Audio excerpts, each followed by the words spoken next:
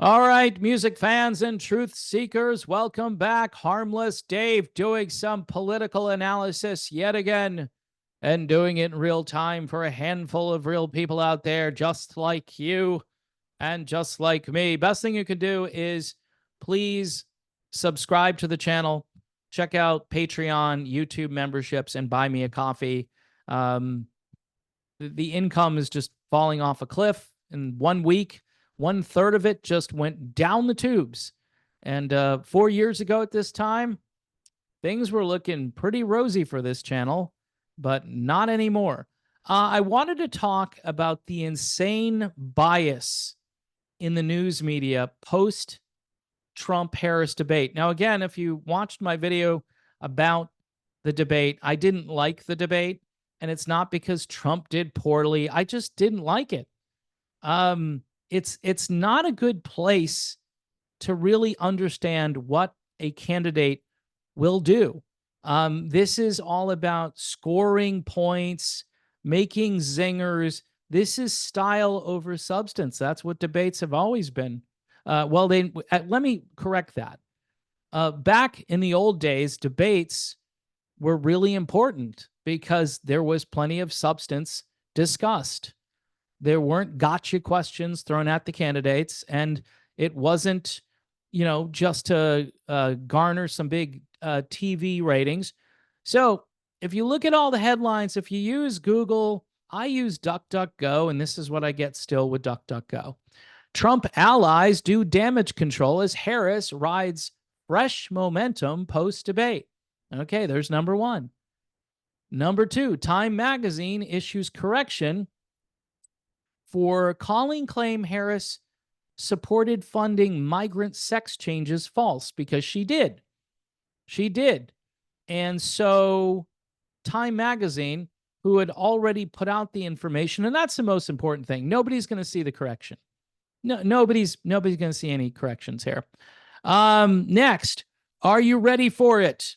How Harris's campaign is marketing Taylor Swift's endorsement.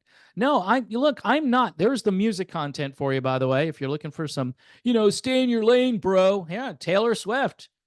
She's musical, right? Kind of, sort of. I don't know. Anyway, I'm not ready for it. I'm not ready for marketing the Taylor Swift endorsement. All right. But no surprise, Trump people came up with some crazy conspiracy theory like six months ago, and it's turning out that they were probably right.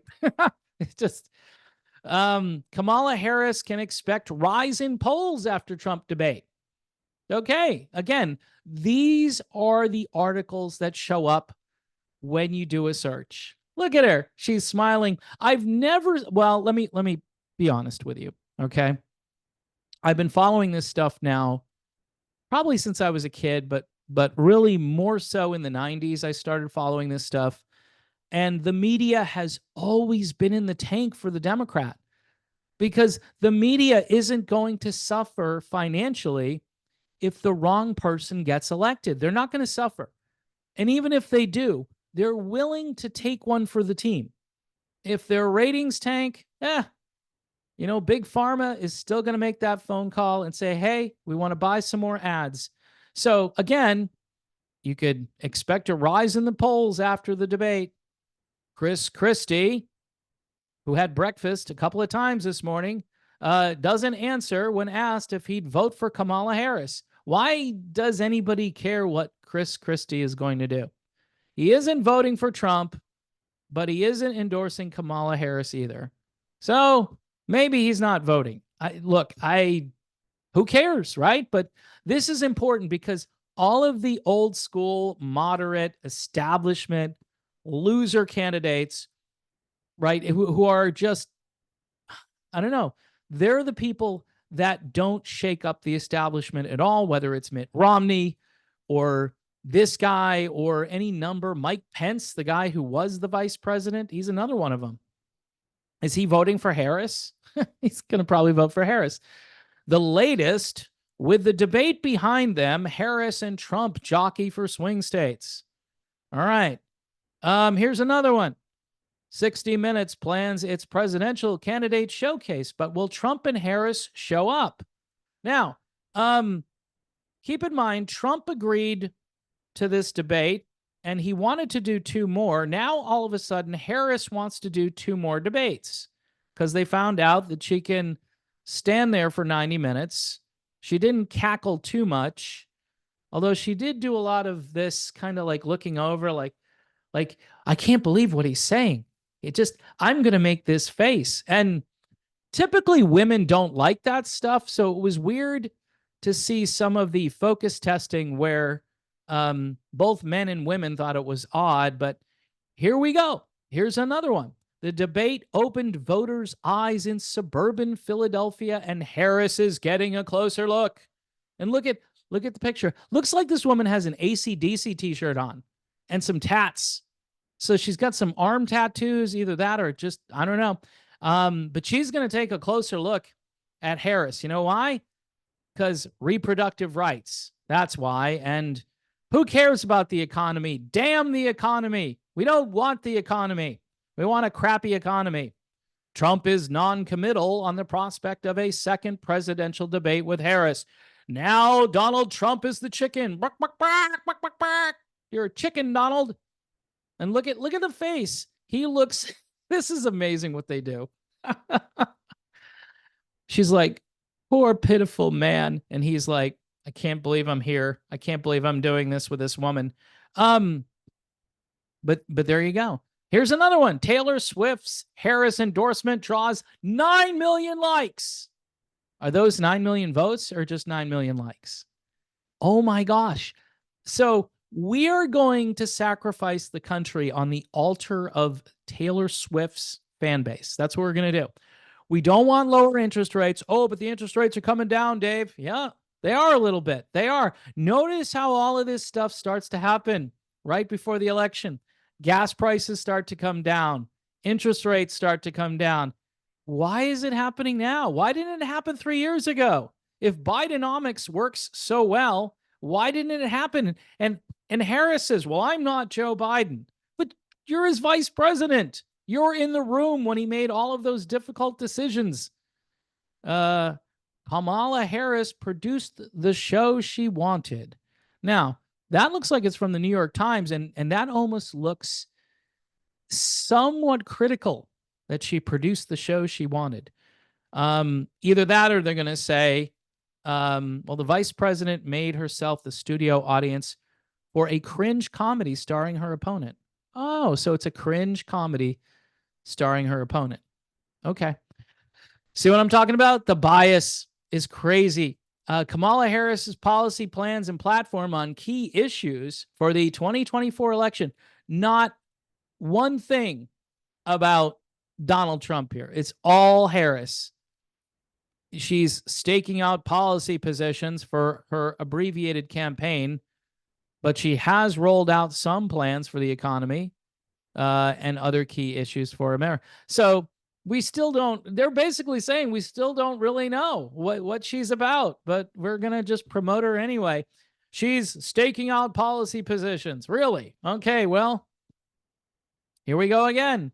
Undecided voters give Harris a look, but not a commitment. Oh, finally something that's not gushing. But they're, again, the fact that they're, will you give her a look? Yeah, I'll give her a look, but nah, I'm not going to vote for her. No, Taylor Swift did not coordinate her Kamala Harris endorsement with the campaign. So why did it come like a minute after the debate was over? Why did she didn't have to coordinate it? I mean, what does it matter? She gave the endorsement. Do people put this much faith and trust in celebrity culture? Apparently they do. They really do. U.S. election polls. Who is ahead, Harris or Trump? I guarantee you they're going to say Harris. I guarantee. I'm not going to go look. Could Oklahoma County turn blue in November? They are so hopeful. They are so hopeful. Oklahoma, that votes red every single time. They're thinking one county might turn blue. And I'm thinking they might have broken up some of the electoral votes in Oklahoma. So that's what they call gerrymandering, by the way, to a certain extent. So they'll gerrymander some electoral votes.